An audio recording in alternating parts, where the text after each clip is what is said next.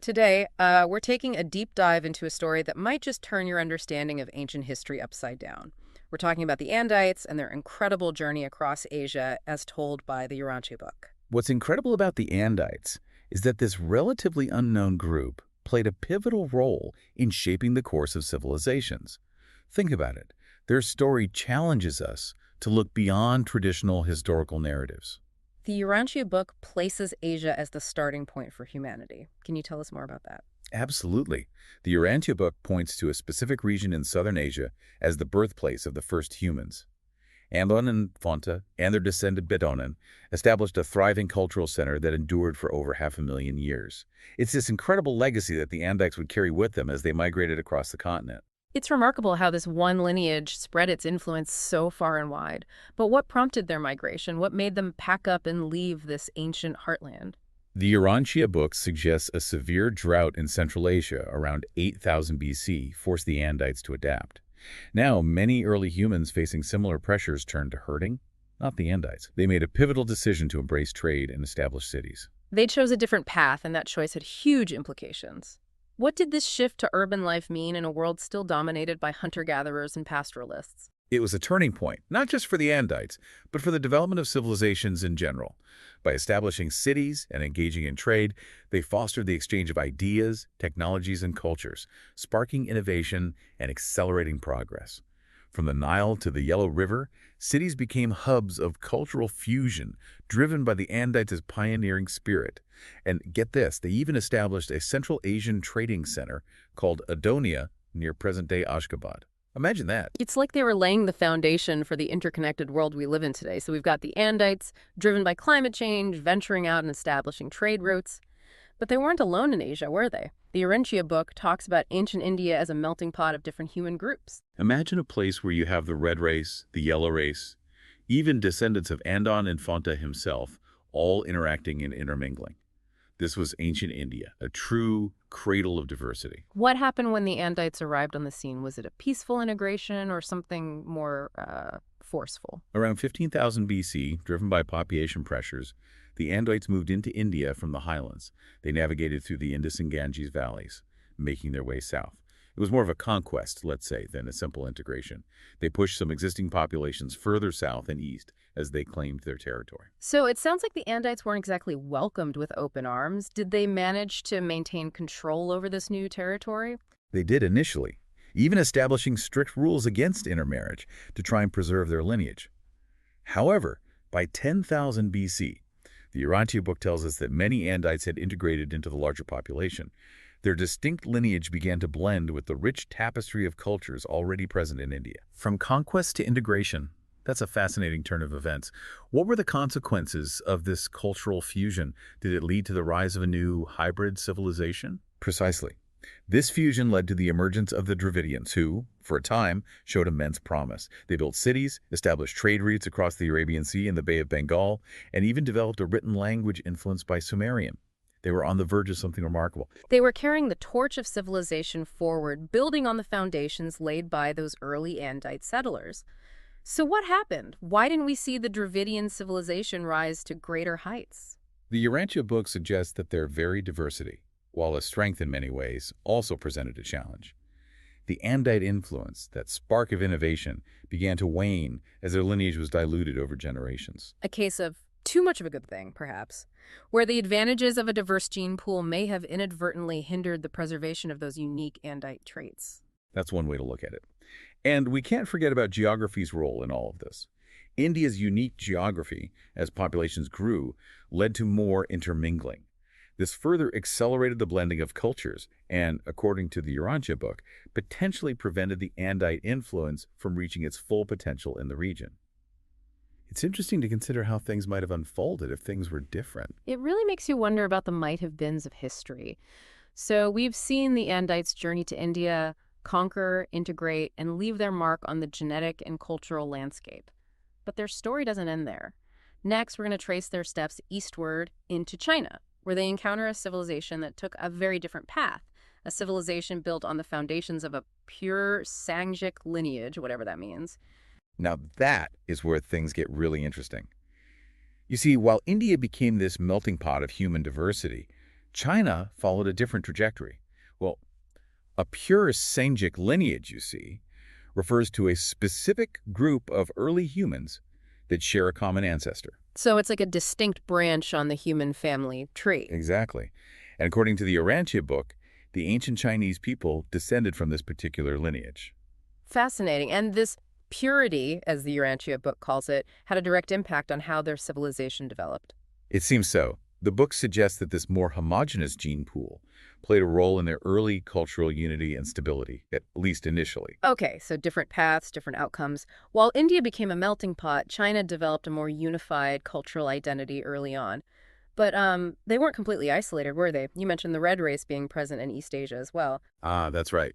Before the rise of the ancient Chinese, the red race had already established a strong presence in East Asia. And I imagine the arrival of the yellow race, the ancestors of the Chinese, didn't exactly lead to a peaceful coexistence. You got that right. It was, well, a clash of cultures, you could say, a struggle for dominance, really. The Urantia book even calls it an epic struggle that lasted for millennia. Epic struggle is putting it mildly. I mean, what was the nature of this conflict? Was it just constant warfare, or were there periods of peace and interaction too? It was likely a mix of both. There were definitely periods of intense conflict as both groups fought for resources and territory, but the Urantia book suggests there were also times of relative peace and even some cultural exchange. That makes sense. It's rarely just all-out war all the time, right? But eventually, the ancient Chinese managed to overcome the red race and establish their dominance. How did they pull that off? Well, according to the Urantia book, the ancient Chinese were quick learners, especially when it came to warfare. So they adapted to their adversaries' tactics. Precisely. They observed the red race's fighting techniques and incorporated those lessons into their own military practices, which gave them an edge. Clever. That adaptability must have been key to their success. It was a huge factor, for sure. Another thing that helped the ancient Chinese was their sense of unity.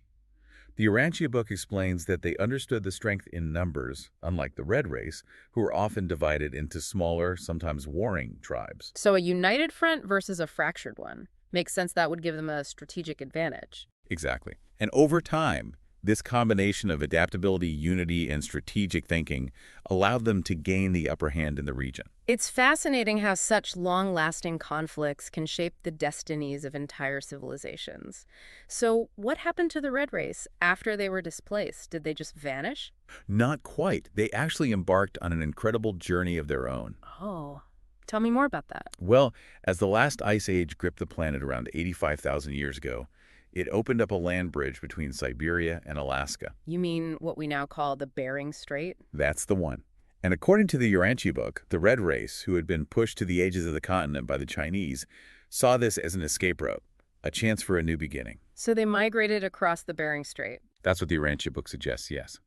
They ventured eastward, eventually reaching the Americas and becoming, well, the ancestors of the indigenous peoples of North and South America. Wow, talk about a plot twist. That's an amazing parallel to the Andite's own journey out of Central Asia, wouldn't you say? Absolutely, both driven by environmental pressures and the search for new opportunities. It's a fascinating example of how interconnected human history really is. It really is. But for now, let's bring our focus back to the ancient Chinese. With the red race gone, their position in East Asia was secure. What factors, according to the Urantia book, contributed to their success during this period? Well, we've already touched on their adaptability and unity, but there were other important factors at play as well. One key element was their deep reverence for something the Urantia book calls the one truth. The one truth. That's quite a profound concept. What exactly does it refer to in the context of ancient Chinese belief? Think of it as this core philosophy passed down from a legendary figure named Sing Langton. It emphasized the pursuit of knowledge, exploration and understanding the universe's fundamental truths. Not about blind faith, really, but active seeking of knowledge through observation, experimentation, even contemplation. So a culture that valued knowledge and sought to unravel the mysteries of the universe sounds like fertile ground for, well, innovation and progress, wouldn't you say? Absolutely. Did this focus on the one truth influence their social structures as well? It did. From what the Urantia book describes, the book suggests that this shared belief system really fostered a sense of unity and purpose among the ancient Chinese, you see. They valued education, respected their scholars, and constantly looked for ways to improve their society through, well, knowledge, understanding, that sort of thing. It's remarkable how such a belief system can shape a civilization's trajectory. They were driven by this thirst for knowledge, this belief in the one truth, as we've been saying. But you mentioned their civilization experienced a period of stagnation, right? What caused that shift? Ah, yes, that's where things get interesting. As the ancient Chinese civilization, matured and expanded, a new cultural force, you could say, started to emerge. Ancestor veneration. Right, right. The importance of honoring one's ancestors. It's a concept we still see today in many cultures. How did this impact their society, especially their pursuit of knowledge and innovation? Well, initially, ancestor veneration, according to the Urantia book, brought about many benefits. For example, it strengthened family bonds. It fostered respect for elders and tradition, of course. And you know what? It also encouraged ethical behavior. All positive things, really, that contributed to their social stability, cultural continuity. It sounds like a recipe for a harmonious and well-ordered society. But I feel there's a but coming. There is. It's like, well, many things. There's two sides. While initially unifying and stabilizing, over time, ancestor veneration contributed to a more, how do I put it, inward-looking perspective. Instead of actively seeking new knowledge and embracing, let's say, innovation, the focus shifted towards preserving the wisdom of the past, upholding tradition above all else. So instead of looking ahead, they became more focused on, well, honoring the legacy of those who came before. It's a subtle change, but I can see how it would have significant implications. Exactly. And that's what the Urantia book points out. Yeah. This shift, while understandable, contributed to a slowing of progress, a stagnation of sorts. The initial drive to innovate, challenge existing knowledge, it became subdued by this reverence for the past. It's intriguing how even successful civilizations can fall into this trap of holding on to tradition at the cost of progress. Did the Andites, now, did their presence in China have any influence on this shift? That's an excellent question. The Urantia book doesn't explicitly state a direct link between the Andites and this rise of ancestor veneration in China, but it is interesting to note that their arrival did coincide with this period of significant cultural exchange. I see what you mean. And don't forget, the Andites, they were known for their reverence for lineage and tradition, if you remember their attempts to preserve their bloodline back in India. Right, of course. So it's possible, and this is just speculation, of course, but their cultural influence, mixing with the existing Chinese beliefs, could have created, let's say, fertile ground for ancestor veneration to, well, take root and flourish. It's fascinating how these cultural influences intertwined, shaping the destiny of ancient China. The Andites, with their emphasis on tradition, arriving just as the ancient Chinese are, well, figuring out their own cultural identity after the Red Race's departure. A perfect storm, you might say.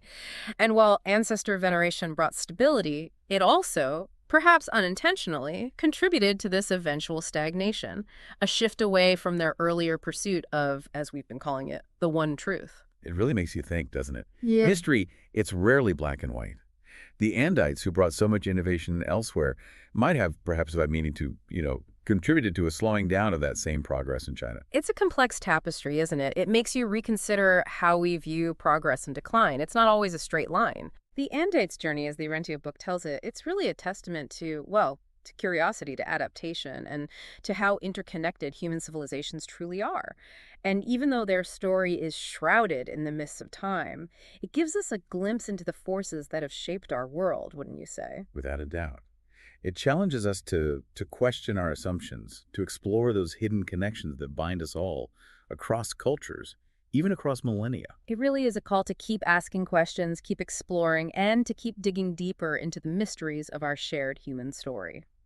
Well, that's our deep dive into the fascinating world of the Andites. We hope you've enjoyed this journey with us through time and across continents. Until next time, keep exploring, keep asking those big questions, and we'll see you on our next deep dive.